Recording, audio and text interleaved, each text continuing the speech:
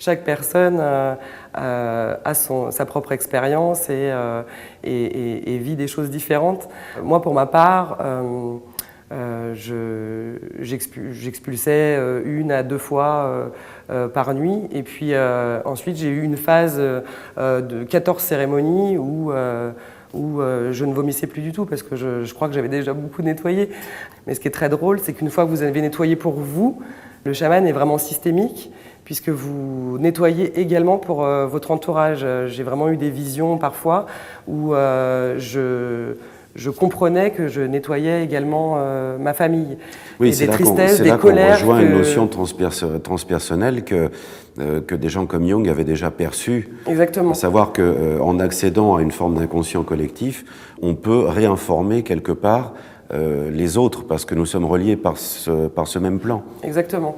Et vous pouvez nettoyer vos proches comme vous pouvez nettoyer effectivement le collectif au sens plus large. Et généralement, en tout cas pour ma part, je savais ce que je vomissais, je savais ce que je nettoyais, ce que j'expulsais chez moi ou pour mon entourage en fait.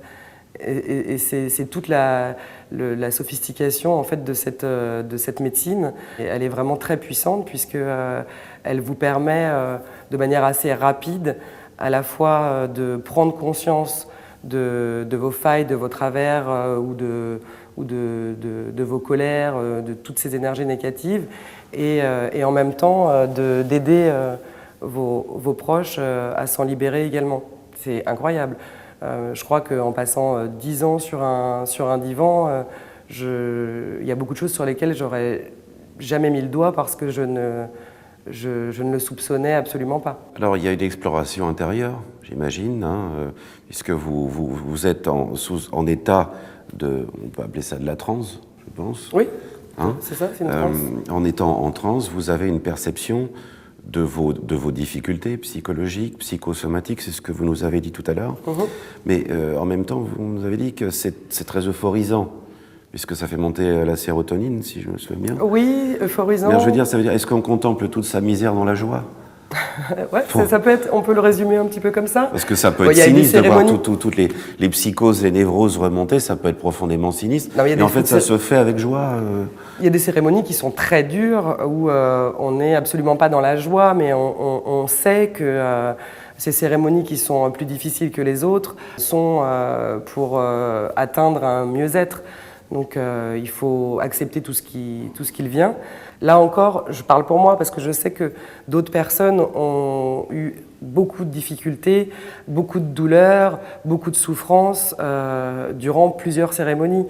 Moi, j'ai eu pour ma part des cérémonies un peu difficiles, mais j'en ai eu des magnifiques où effectivement je ressentais un amour incroyable, d'une force tellement hors du commun.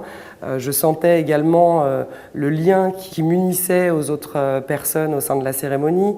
J'avais des visions de l'ordre du divin où j'avais l'impression d'accéder à la source, d'accéder à d'autres mondes que, non pas que je découvrais, mais que je redécouvrais. J'ai senti que je connaissais déjà ces lieux que l'ayahuasca me permettait d'explorer. Effectivement, là, il y a beaucoup de joie, beaucoup d'amour, beaucoup de choses qui vous transcendent, qui vous transportent. Mais ce n'est pas le cas de toutes les cérémonies. Il y a des cérémonies plus difficiles que d'autres.